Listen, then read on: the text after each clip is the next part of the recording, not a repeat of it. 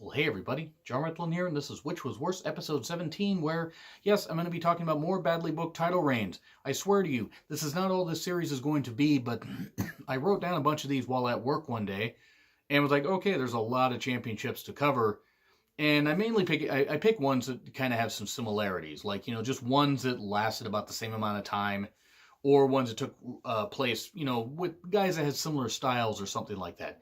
And with this, I'm going to focus on Mick Foley's TNA World Title reign in 2009. Yes, Mick Foley was a world champion in a wrestling promotion in 2009. I love Mick Foley, but that shouldn't have happened. And I also did a review of Lockdown 2009. You can check out the pay-per-view reviews, or old school pay-per-view reviews, playlists that I'll put at the end of this video. And also Abyss's late 06 to early 07 NWA TNA title reign. I'm saying TNA because that's what it was at the time. I do recognize this Impact. They're trying to rebuild. Good for them. Wish them nothing but the best. With Abyss, I'm going to start off with Abyss's title reign first. So going back a little bit on what they were doing with Abyss before, he was a hardcore guy. He was a big monster heel, and actually he was starting to get over a little bit as a babyface because he was doing so much to his body the fans couldn't help but appreciate. So, and I love Abyss.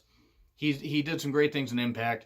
I like the stuff he did with the Decay. That was pretty much one of the last big things that they really had done with him. I mean, he did other stuff after that, but was transitioning more out of the ring. He is now an agent with WWE or a producer or something like that. And best of luck to him, honestly. He tore his body up, beat it to Hamburger. He's pretty much retired and just as well. Now, in 2006, it was an interesting year for Abyss because apparently he was supposed to sign with WWE, like there was this disputed contract thing, his contract ran out or something like that, and he was actually going to go face The Undertaker at WrestleMania 22. Now, that would have been interesting. That would have been pretty interesting. The problem is WWE went PG about 2008, and all due respect to Abyss, I don't think he would have fit in the PG environment. He had to be in the TV-14 environment because he could work, but he was so tied to the hardcore stuff that it probably wouldn't have worked beyond... It probably wouldn't work beyond like another year, and he probably would have been back with Impact. He would have gotten 3 years in WWE, and then by 2009, probably would have been back there. So that's my personal opinion. That's not knocking Abyss, but it's the direction that the company was going. Still, he signed with Impact for a number of months. They were using him in hardcore matches, that kind of stuff. And then, Bound for Glory 2006, he's in a Monsters Ball match, and on that same night, Sting wins the NWA title, and had been gone for a couple months, got in phenomenal shape and everything, and beat Jeff Jarrett.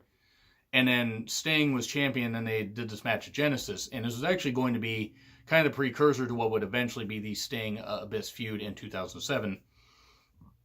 A pretty good feud. I mean, it only lasted for a couple months, but it was a pretty good feud. But anyway, so you had Sting. Sting as the NWA champion, Abyss as the challenger. And they did this weird thing where it's like they used this old rule in the NWA where a championship could change hands on disqualification if the referee or, judges or whoever there was determined it. So they did this thing where like Sting just would not stop assaulting Abyss, and they had, DQ called and the title changed hands and Abyss won it. So right there it's kind of on a whimper because it was on a DQ. Now, that's nothing against Abyss. I'm not saying Abyss should have beaten Sting clean, but since Sting had only signed a one-year contract with Impact, if this was a way to write him out, have Abyss lay him out or something like that. Have him lay him out in tax or have him lay it out or something.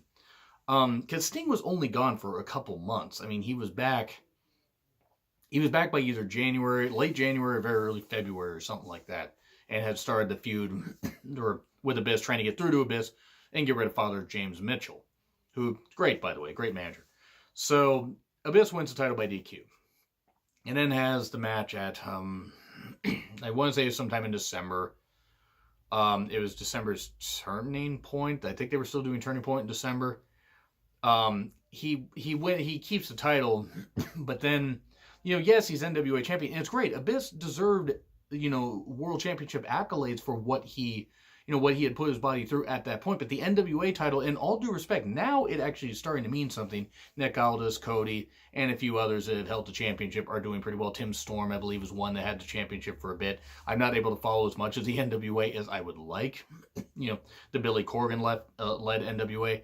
I might catch the Crockett Cup event. I think that's I might be catching that. Hell, you might see a review of that at the point at the point that this review has gone up. So yes, I mean, I am pre-recording a whole bunch of this stuff just so you know, just in case. So that should give you an idea on the timeline of when I'm recording this stuff. So basically the whole deal is with Abyss, he had lost the championship. I want to say it was the January pay-per-views, Final Resolution 07, and it was, I want to say it was Sting, Christian, and Abyss. And what I like about Sting, and Abyss having their feud is that was pretty good stuff, but Abyss lost the title, and then Christian won it and held it for 4 months until it got held up. And then TNA separated from the NWA and then crowned the first ever TNA era champion at the following Slammiversary. So what happened with Abyss is that Abyss and Sting entered their feud and everything and stuff like that. And did the last rites match where Sting got busted open by this weird candle prop thing. And the crowd was chanting "Fire Russo" because it was a stupid stipulation. Not the credit to Sting for taking a choke slam on that freaking on that casket. That was pretty goddamn brutal. But the reign itself was kind of shit, and that's not knocking Abyss. I think he did everything he possibly could, but he was just a transitional champion. After Christian had been champion and Jeff Jarrett had won it at King of the Mountain in the King of the Mountain 06 match at Slammiversary 06. They then, Jarrett held it for a while. They did the disputed finish. They did Christian turning on Sting. So then Sting went away for a bit and then, beat Jarrett, as I said, and then held the title for a month and then did this.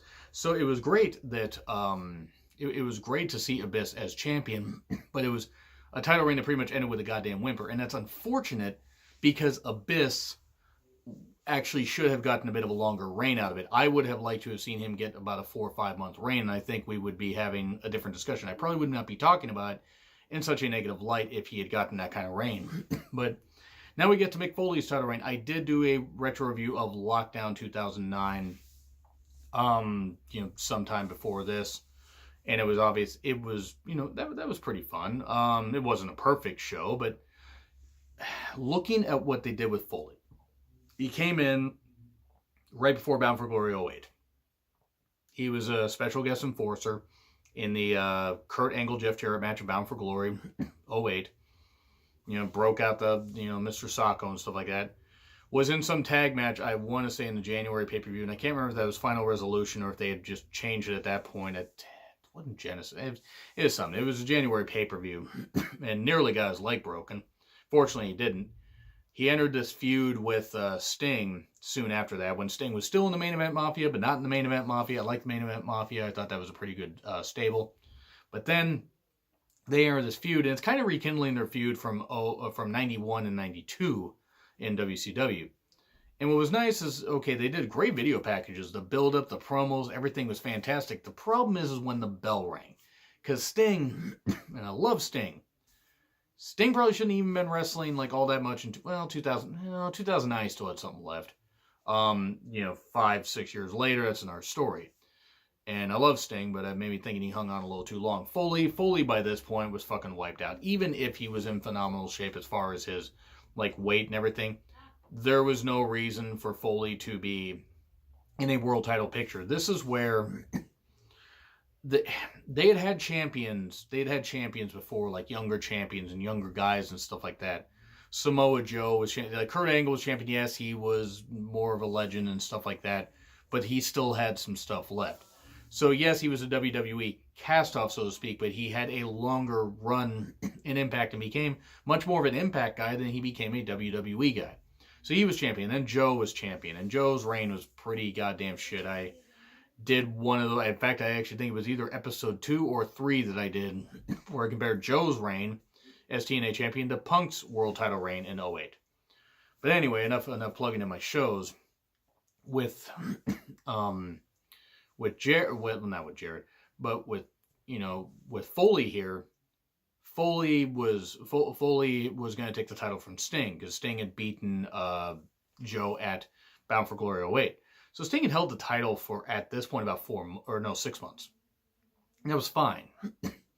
Foley winning it, he won it by basically dropping to the floor before Sting was able to. I can't tell you one other memorable thing about Foley's title reign after that.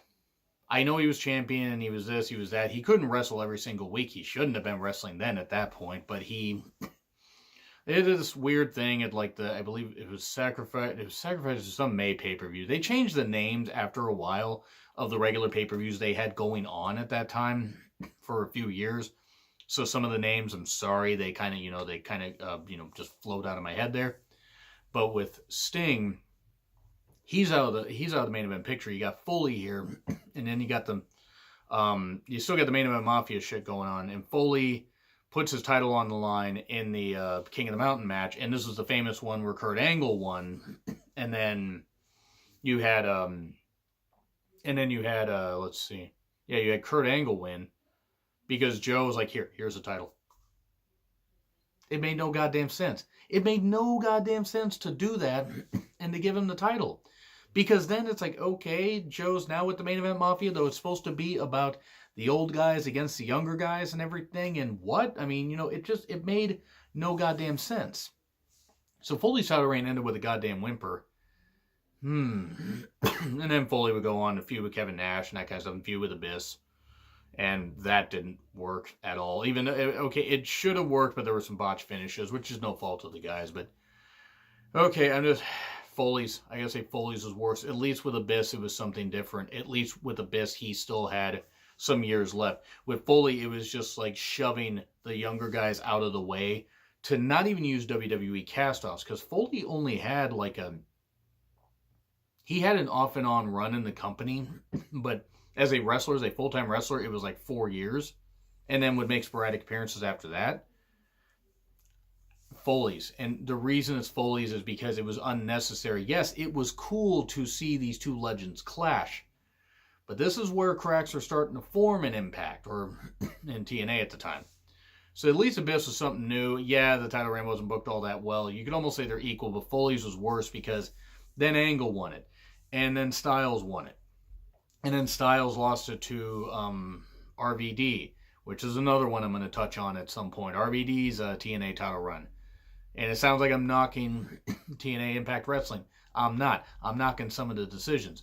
But anyway, that is what I have to say. Those are my opinions. What are your opinions? Let me know in the comments. Like, share, subscribe. Twitter handle in the description. I'm John Ritlin. I will see you soon.